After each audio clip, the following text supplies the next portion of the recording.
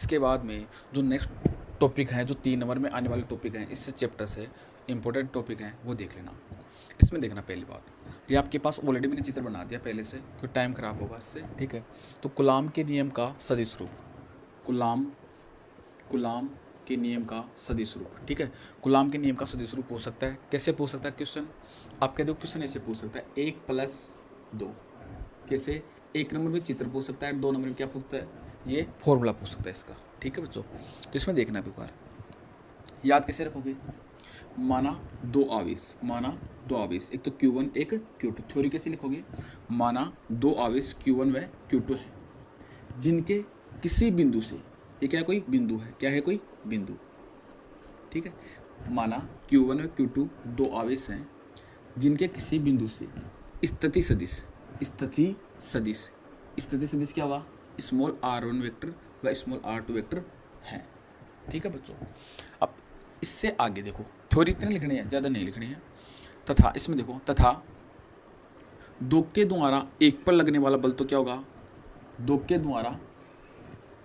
द्वारा 1 पर लगने वाला बल व 1 के द्वारा 2 पर लगने वाले बल क्रमशः है F12 वेक्टर व F2 वेक्टर 21 है, ठीक है बच्चों। सीधा बस इतना ही लिखना है थ्योरी में, ठीक है बच्चों।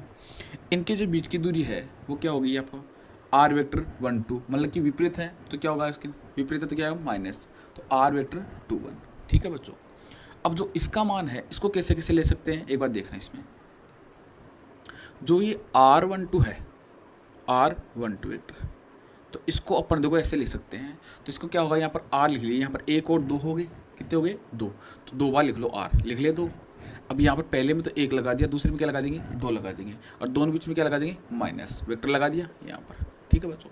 अब यहाँ पर मैं माइनस कॉमन ले लूँ, यहाँ पर क्या ले लूँ बच्चों, माइनस कॉमन लूँगा, तो क्या हो जाएगा यहाँ पर r12 वेक्टर इज इक्वल, वही बात आ गई सेम का सेम। अब यहाँ पर माइनस कॉमन लूँगा, तो माइनस कॉमन ले लिया, तो r2 वेक्टर और माइनस r1 वेक्टर, क्योंकि ये तो माइनस का हो जाएगा, ये किसका हो जाएगा, प्लस का, तो अपोजिट हो गए दोनों। तो यहाँ पर जो ये मान होता है वो क्या होगा, 2 में से एक उठेगा, नहीं उठेगा, r बार 2 बार लिखेंगे, r और 2 और 1, आ रहा नहीं आ रहा, तो ये इसको ऐसे लिख सकते नहीं लिख सकते, तो माइनस का r वेक्टर और 2 1, तो यही बात आई कि नहीं आई, ठीक है बच्चों। अब एक बात देखना, इसका फॉर्मूला देखना, अब कूलॉम का नियम भी पढ़ा है, जस्ट देखना एक बार। कूलॉम का नियम आपने क्या पढ़ा, F बराबर K Q1 Q2 बटे R का स्क्वायर, ठीक है। यदि इसको वेक्टर की फॉर्म में लेंगे, क्योंकि वेक्टर की फॉर्म में तो वेक्टर की फॉर्म में लेंगे, तो वेक्टर फॉर्म में लेंगे तो आपके पास ले लिया, और यहाँ पर क्या आ जाएगा पास R कैप, ठीक है बच्चों। अब एक बात देखना इसमें, पहली बात, या तो ये फोर्स ले लो या फिर ये ले लो, कोई भी एक ले लो इनमें, ठीक है। तो मैंने ये ले रहा हूँ मैं यहाँ पर, ठीक है, तो 1 2 ले लिया, तो यहाँ पर क्या 1 2, और यहाँ पर क्या लग जाएगा 1 2, और यहाँ पर क्या लग जाएगा 1 2, ठीक है बच्चों।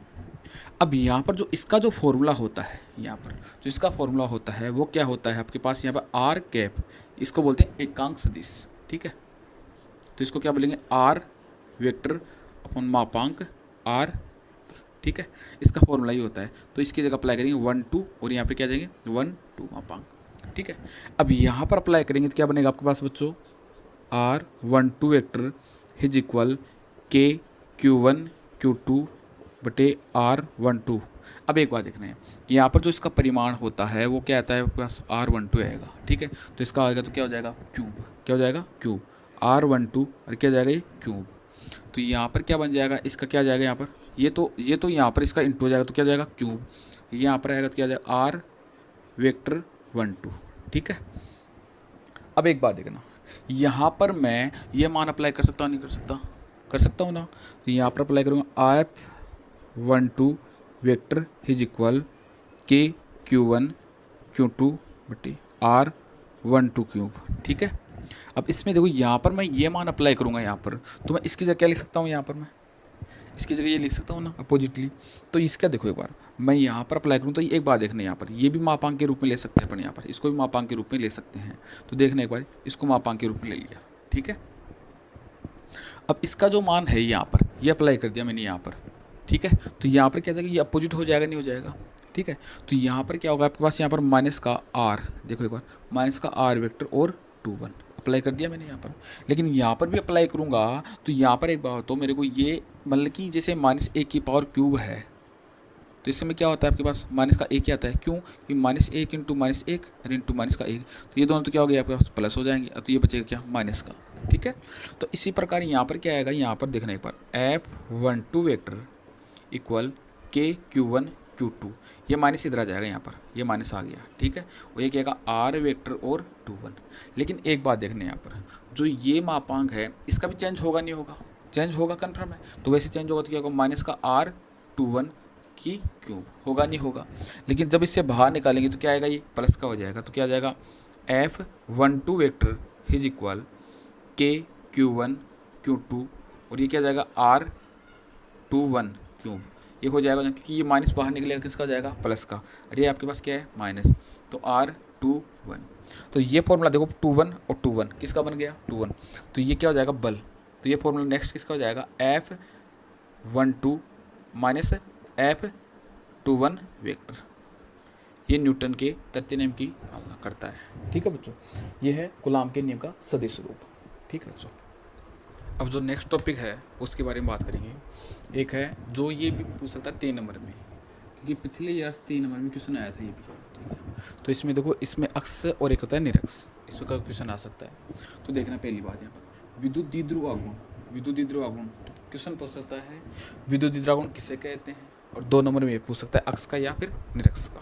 ठीक है, तो देखना विद्युत द्विध्रुव आघूर्ण देखना परिभाषा देखना, 2 आवेश होते हैं प्लस क्यू, एक क्या होता है माइनस क्यू, तो 2 आवेश होते हैं। तो एक बात देखना इसमें विद्युत द्विध्रुव आघूर्ण, विद्युत द्विध्रुव आघूर्ण में किसी एक आवेश का परिमाण, किसी एक आवेश का परिमाण, अब आवेश का परिमाण देख रहे एक बात, ये तो प्लस क्यू लेंगे इसका परिमाण लेंगे तो भी क्यू आएगा, और माइनस क्यू का परिमाण लेंगे तो भी क्या आएगा आपके पास क्यू आएगा। ठीक है, तो किसी एक आवेश का विद्युत द्विध्रुव आघूर्ण में किसी एक आवेश का परिमाण, तो किसी एक आवेश का परिमाण ले लिया, तथा उन दोनों आवेशों के मध्य दूरी, तथा उन दोनों आवेशों की मध्य दूरी क्या है 2a के गुणनफल को क्या बोलेंगे विद्युत द्विध्रुव आघूर्ण।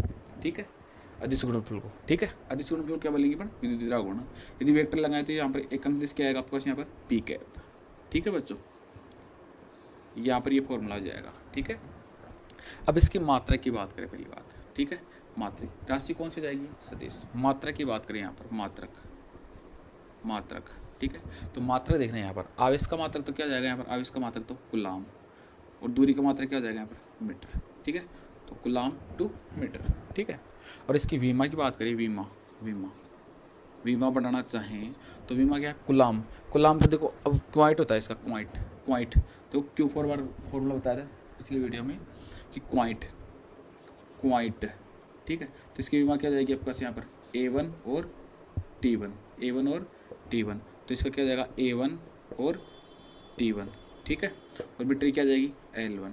ठीक है, तो इसको ऐसे भी ले सकते हैं अपन यहाँ पर। ठीक है, तो इसको क्या बोल सकते हैं अपन यहाँ पर A1 L1 T1 और A1।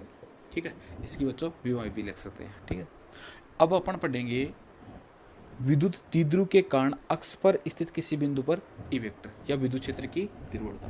तो देखो विद्युत द्विध्रुव इसके कारण, मतलब ये टॉपिक है, इसके कारण क्या करेंगे तो अक्ष पर एक क्या करते हैं निरक्ष पर। तो देखो टॉपिक को याद नाम कैसे याद रखेंगे, देखो विद्युत द्विध्रुव के कारण, विद्युत द्विध्रुव के कारण नाम वे विद्युत द्विध्रुव के कारण समान आ रहा है के कारण अक्ष, ये तो क्या हो जाएगा अक्ष। अब एक बात देखना अक्ष तो क्या होती है, ये अक्ष होता है, ये क्या होगा ऊपर वाला निरक्ष, ये विश्व होती है। तो ये तो अक्ष पर स्थित किसी, तो एक बात देखना यहाँ पर बिंदु अक्ष पर स्थित किसी बिंदु, कोई बिंदु क्या है पी अक्ष पर है, यहाँ पर क्या हो जाएगा निरक्ष, निरक्ष पर स्थित किसी बिंदु पी। अब देखो निरक्ष पर कौन सा जाएगा ये बिंदु पी, तो ये क्या हो गया निरक्ष, तो यहाँ पर निरक्ष आ गया। ठीक है, तो एक देखना पहले ये पढ़ेंगे अपन विद्युत द्विध्रुव के कारण अक्ष पर स्थित किसी बिंदु पर ई वेक्टर या विद्युत क्षेत्र की तीव्रता। तो पहली बात क्या होता है, ये सेम का सेम चित्र है यहाँ पर, ये ऐसे कैसे बना लेंगे यहाँ पर। ठीक है, क्योंकि इसको मिनिमाइज कर दिया अपने ने प्लस क्यू। ठीक है, स्मॉल पी वेक्टर आ गया माइनस क्यू, और इसकी दिशा माइनस से किसकी ओर होगी प्लस की ओर। ठीक है, और इनके बीच की दूरी, अब एक बात देखना यहाँ पर ये 2a इनके बीच की दूरी है, तो स्मॉल ए तो ये हो जाएगी, स्मॉल ए ये हो जाएगी। ठीक है, अब थ्योरी देखो कैसे लिखोगे, थ्योरी देखना यहाँ पर पहली बात ये चित्र तो ऐसे कैसे बना दोगे। अब यहाँ पर से क्या है स्मॉल पी वेक्टर से स्मॉल आर दूरी पर, स्मॉल पी वेक्टर से स्मॉल आर दूरी पर कोई बिंदु क्या है पी, जिस पर क्या कहते करेंगे ई वेक्टर। ठीक है, पहली बात ये देखना अब थ्योरी देखो इसके अकॉर्डिंग नहीं पूरी, स्मॉल पी वेक्टर से स्मॉल आर दूरी पर कोई बिंदु क्या है पी, जिस पर क्या ज्ञात करेंगे ई वेक्टर। पहली बात ये थ्योरी लिखेंगे। इसके बाद में लिखेंगे कि माइनस क्यू व प्लस क्यू, माइनस क्यू व प्लस क्यू के कारण ई वेक्टर।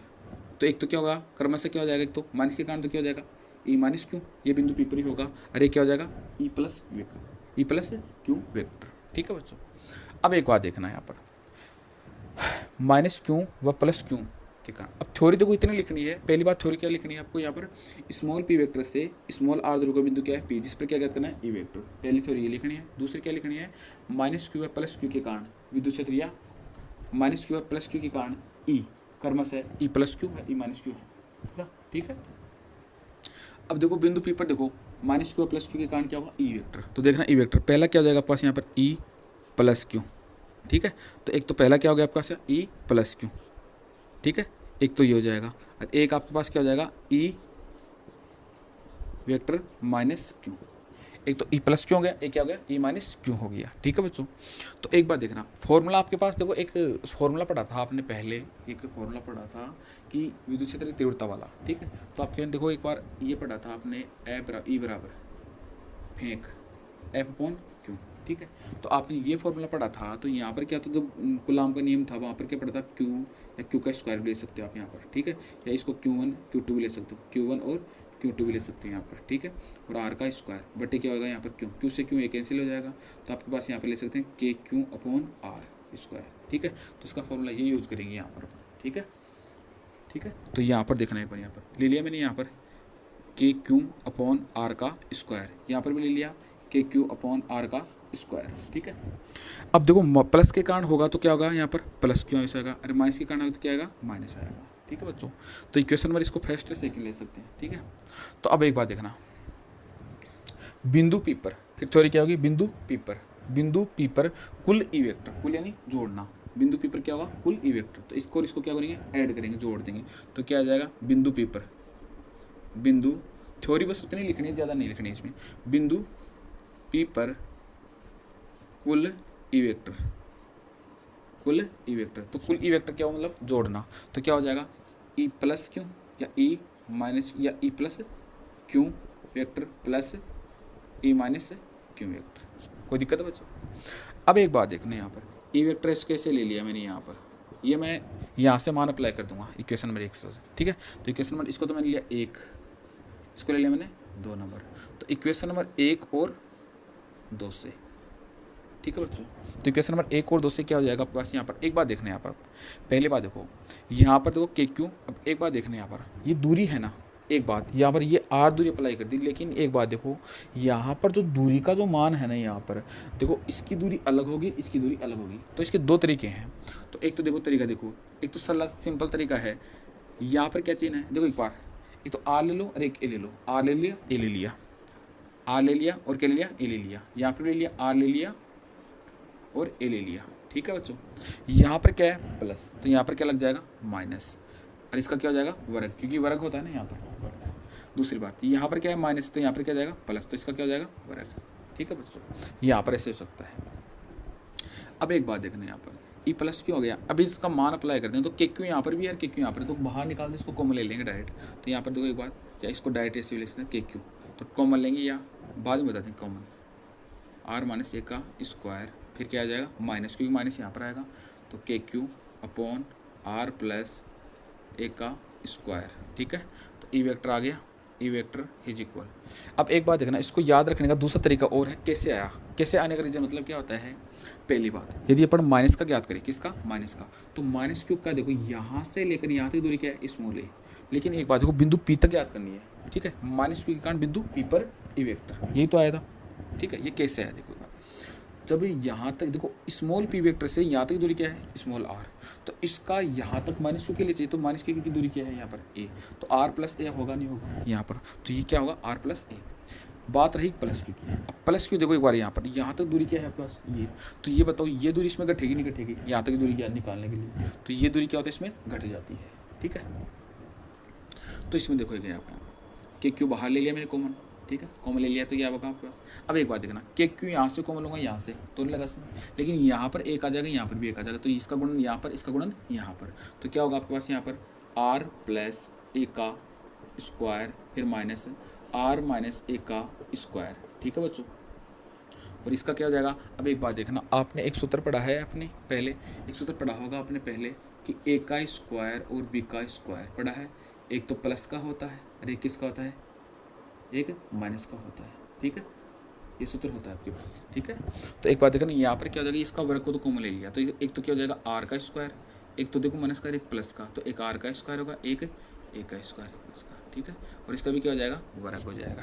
ठीक है बच्चों, लेकिन एक बात देखना, यहाँ पर ये मान अप्लाई करेंगे तो यहाँ पर क्या आएगा, एक पी कैप भी आएगा, क्योंकि एक अंश दिशा आएगा यहाँ पर पी कैप, वेक्टर की फॉर्म में है तो स्मॉल पी कैप, क्योंकि यहाँ पर क्या होगा, यहाँ पर स्मॉल पी वेक्टर कैप। ठीक है, तो स्मॉल पी वेक्टर के कारण जो डायरेक्शन होगी उसके लिए है। ठीक है, तो यहाँ पर क्या है, स्मॉल पी कैप कॉमन आ गए यहाँ पर भी। ठीक है, स्मॉल पी कैप। अब ई वेक्टर मान आ गए यहाँ पर। ठीक है, तो एक बात देखना, यहाँ पर इसका एक फॉर्मूला होता है, डायरेक्ट ध्यान रखना, इसका फॉर्मूला होता है एक, आप बात हूँ, एक फॉर्मूला होता है आर प्लस, देखना एक बार, एक फॉर्मूला होता है आर या ए प्लस बी का होल स्क्वायर माइनस ए माइनस बी का होल स्क्वायर। तो इसका सूत्र का जो मान होता है वो क्या आता है, 4ab आता है। क्या आता है, 4ab होता है। तो इसका 4ab मान आएगा यहाँ पर, तो 4ab आएगा तो डायरेक्ट निकाल सकते हैं। इसका क्या हो जाएगा, के क्यू, और यहाँ पर क्या जाएगा 4 तो एक ही जगह क्या है, एक ही जगह तो आर है और ए क्या है, ए है। ठीक है बच्चों, तो ये क्या आर स्क्वायर और क्या आ जाएगा, ए का स्क्वायर और क्या आएगा, स्मॉल पी के। ठीक है बच्चों, अब एक बात देखना, मैं इसे दो को यहाँ पर एक बार देखना, यहाँ पर ई वेक्टर इज इक्वल के क्यू। ठीक है, तो मैं इसको देखो ऐसे लिख सकता हूँ कि यहाँ पर 2 इंटू देखो 2r लिख दिया, और एक दो तो मैंने इसके साथ ले लिया, एक दो एक के साथ ले लूँगा 2a। तो एक बात देखो क्यू 2a और स्मॉल पी कैप। ठीक है, एक बात देखना समझना, एक बात ये भी देखो बढ़ गया यहाँ पर, तो एक बात देखो ये फॉर्मूला होता नहीं होता है यहाँ पर स्मॉल, देखो एक बात देखना, यहाँ पर small P vector is equal ये फॉर्मूला होता है क्यू 2a और स्मॉल पी कैप, होता नहीं होता है। तो इसकी जगह देखो एक बार क्यू 2 स्मॉल पी कैप, इसकी जगह में क्या जाएगा मान यहाँ पर स्मॉल आर स्क्वायर माइनस ए का स्क्वायर और का स्क्वायर। ठीक है बच्चों, अब एक बात देखना यहाँ पर small E vector is equal, अब एक बात इसका जो मान अप्लाई हो जाएगा वो तो क्या जाएगा, के तो ऐसे कैसे आ जाएगा क्यू। अब एक बात देखना यहाँ पर क्या जाएगा, यहाँ पर स्मॉल क्यू पी वेक्टर। ठीक है, और यहाँ पर क्या जाएगा 2r। ठीक है, तो 2r बच जाएगा। अब एक बात, तो आर में और ए में बड़ा ये है या फिर ये है, तो आर ही है बड़ा, तो इसमें क्या हो जाएगा आपके पास, यहाँ पर देखो चूँकि कंडीशन क्या हो जाएगी यहाँ पर स्मॉल आर में और क्या हो जाएगा ए में, इसलिए बड़ा मुंडा किसकी ओर आएगा। ठीक है, ये क्या हो जाएगा पास यहाँ पर मान आएगा नहीं होगा, तो ये इसकी तुलना में क्या हो जाएगा, ए का मान 0, तो ये क्या हो जाएगा यहाँ पर 0, और ये 2 वर्ग इस पर लग जाएगा तो 2 का वर्ग 2 क्या हो जाएगा 4, तो क्या हो जाएगा पास r की पावर 4, क्योंकि ये तो 0 हो जाएगा, ये तो क्या हो जाएगा 0 और ये क्या हो जाएगा 2 का वर्ग 4 हो जाएगा। ठीक है, r से कैंसिल हो जाएगा, तो आपके पास क्या बन जाएगा, ई वेक्टर इज इक्वल के पी वेक्टर अपॉन आर की पावर क्यू, और यहाँ पर 2 आ जाएगा नहीं आएगा, तो आपके पास ये फॉर्मूला बनेगा नहीं बनेगा। ठीक है बच्चों, पहला ये फॉर्मूला कंप्लीट, इतना ही करना है आपको एग्जाम में। तो क्वेश्चन ऐसे आ सकता है, 1 नंबर की परिभाषा पूछ सकता है, या 3 नंबर एक ऐसे पूछ सकता है, 1 नंबर में चित्र पूछ सकता है और 2 नंबर में ये पूछ सकता है। ठीक है, अब इसके बाद में जो नेक्स्ट टॉपिक है वो देखना, विद्युत द्विध्रुव के कारण निरक्ष पर स्थित किसी बिंदु पर ई वेक्टर या विद्युत क्षेत्र की तीव्रता। अब चित्र बनाएंगे, पहली बात देखो चित्र देखो वही है मिनिमाइज यहाँ पर। ठीक है, वो क्या था अक्ष पर था, ये तो क्या था अक्ष पर था, ये क्या हो जाएगा निरक्ष पर, निरक्ष यानी ऊपर की ओर। तो ये बिंदु देखो यहाँ पर, ये जो प्रोसेस है ये कहाँ पर हो जाएगी ऊपर की ओर, तो ये ऊपर की ओर आ गई यहाँ पर। ठीक है, और ये कौन है यहाँ पर, ये थीटा, यहाँ पर थीटा, वही दूरी, ये दूरी अब कहाँ पर जाएगी ऊपर जाएगी, तो यहाँ पर ये दूरी आर आ गई। ठीक है, और यहाँ पर देखो क्या होता है कर्ण का स्क्वायर, कर्ण का स्क्वायर पर क्या होता है आधार का स्क्वायर प्लस लंब का स्क्वायर, ए का स्क्वायर और क्या हो जाएगा आर का स्क्वायर, इसी प्रकार ए का स्क्वायर और आर का स्क्वायर, ये मान आ गया। ठीक है, वही है प्लस क्यू के कारण विद्युत क्षेत्र ई प्लस क्यू, और इसके कारण क्या होगा माइनस के कारण ई माइनस क्यू। ठीक है, बिंदु पी हो गया थीटा थीटा। ठीक है, अब थ्योरी देखना, स्मॉल पी वेक्टर से स्मॉल आर दूरी पे कोई बिंदु क्या है पी, जिस पर क्या ज्ञात करेंगे ई वेक्टर। ठीक है। और क्या होगा, प्लस क्यू और माइनस क्यू के कारण ई वेक्टर। बस इतना थ्योरी लिखना, ज़्यादा नहीं लिखना, बस ये सेम की सेम लिखनी है। इसमें जो थ्योरी है वो सेम की सेम इसमें लिखनी है। तो इसमें देखना ई प्लस क्यू हो गया, ए क्या हो गया, ई माइनस क्यू, ठीक है। दोनों का परिमाण है, ठीक है, परिमाण मैग्नीट्यूड है, ठीक है, इक्वल। तो आपके पास फॉर्मूला क्या हो जाएगा, आपके पास यहाँ पर के क्यू। अब एक बात देखना, यहाँ पर प्लस क्यू से स्मॉल आर दूरी तो एल स्क्वायर दूरी होगी, आर स्क्वायर होता है, यहाँ पर क्या होगा, एल स्क्वायर होगा। और यहाँ पर देखो, यहाँ पर क्या होगा, एल स्क्वायर, तो समान होगी, तो क्या होगा, दोनों बराबर होंगी। तो क्या हो जाएगा पास यहाँ पर एल का स्क्वायर। और इसको कैसे लिख सकते हैं अपन, के क्यू अपॉन, यहाँ पर क्या जाएगा आपके पास, यहाँ पर ए का स्क्वायर प्लस आर का स्क्वायर, ठीक है बच्चों। Equation number first clear. दूसरी बात देखना, अब एक बात देखना, इसके आगे देखना, प्लस क्यू व माइनस क्यू, प्लस क्यू व माइनस क्यू, प्लस क्यू व माइनस क्यू, प्लस क्यू व माइनस क्यू आवेशों के अभिलंबित घटक। पहले क्या हो गए, अभिलंबित घटक, अभिलंबित घटक, अभिलंबित घटक, अभिलंबित घटक, अभिलंबित, ठीक है, बिंदु लगा दी मैंने, ठीक है। अभिलंबित घटक, अभिलंबित घटक क्या हो जाएगा, तो ई प्लस क्यू का, तो ई plus Q sine theta, sine theta. और इसका क्या हो जाएगा, e minus Q sine theta, ठीक है। दोनों क्या होंगे, विपरीत दिशा में, तो दोनों क्या हो जाएंगे, यहाँ पर कट जाएंगे, दोनों क्या हो जाएंगे, यहाँ पर कट जाएंगे। पहली बात हो गई, थ्योरी क्लियर। दूसरी बात, क्षैतिज के अनुदिश घटक, क्षैतिज के अनुदिश घटक, अनुदिश घटक, तो अनुदिश घटक, क्षैतिज के अनुदिश घटक होंगे, वो क्या जाएंगे आपका, यहाँ पर साइन की क्या जाएगा, cos, e plus q cos theta, e plus q cos theta. और क्या जाएगा, e minus q cos theta. ये दोनों क्या हो जाएंगे, यहाँ पर जुड़ जाएंगे, क्योंकि एक दिशा में होंगे, ठीक है, अनुदिश घटक होंगे, तो दोनों क्या हो जाएंगे, जुड़ जाएंगे, ठीक है। तो यहाँ पर इक्वेशन किसे निकालेंगे, ये तो थ्योरी इसको लिखना कि यहाँ पर दोनों चीज जुड़ जाते हैं, ठीक है। तो बिंदु पी पर कुल ई, तो इन दोनों को क्या करना है, जोड़ना है। तो देखो ये दोनों क्या होंगे, यहाँ पर समान मान है, तो ये क्या आ जाएगा, इसका समान मान। तो बिंदु पी पर कुल ई, बिंदु पी पर कुल ई वेक्टर, ठीक है। तो ई वेक्टर हो गया, तो क्या हो जाएगा पास यहाँ पर ई, एक तो क्या हो जाएगा, ई प्लस क्यू कोस थीटा। लेकिन एक बात देखनी, यहाँ पर जो है क्या होगा, माइनस का होगा, ठीक है। ये क्या होगा यहाँ पर, plus Q E minus q cos theta, ठीक है। इसी प्रकार इसका मान क्या हो जाएगा यहाँ पर, E vector is equal minus, अभी कितने हो जाएंगे, 2, क्योंकि ये समान है, कि ई प्लस क्यू माइनस क्यू क्या है, समान परिमाण में। तो क्या हो जाएगा पास यहाँ पर 2e plus q cos theta, ठीक है बच्चों, ले लिया आपने यहाँ पर। अब एक बात देखना, यहाँ पर ई प्लस क्यू, एक बात देखना, यहाँ पर एकांत इसका भी क्या आ जाएगा, पी के पाएगा नहीं आएगा, वो आएगा। तो यहाँ पर देखना है, ई वेक्टर आ गया इक्वल माइनस का 2 आ गया, ई प्लस क्यू का मान क्या आएगा आपका, के क्यू अपॉन ए का स्क्वायर प्लस आर का स्क्वायर का, ठीक है। यहाँ तक आ गया, ये मान आ गया, सेम का सेम आ गया। दूसरी बात, कोस थीटा, ये कोस थीटा होता है ना, यहाँ पर कोस थीटा वो क्या होता है, एल ए एल, कैसे याद करोगी, एल ए एल, मतलब साइन कोस टेन के ए। तो क्या हो जाएगा, कोस के लिए आधार बटा कर्ण, आधार बटा कर्ण। तो इसका आधार तो यहाँ पर क्या, कोस थीटा, यहाँ इसके सामने हो जाएगा लंब, ठीक है। तो क्या हो जाएगा, आधार तो क्या हो गया ए, आधार तो क्या हो गया ए, और कर्ण क्या हो जाएगा इसका, कर्ण के फोर कर्ण, ठीक है। तो क्या हो जाएगा, ए का स्क्वायर और प्लस का आर का स्क्वायर। लेकिन एक बात देखना है, यहाँ पर भुजा एल चाहिए, तो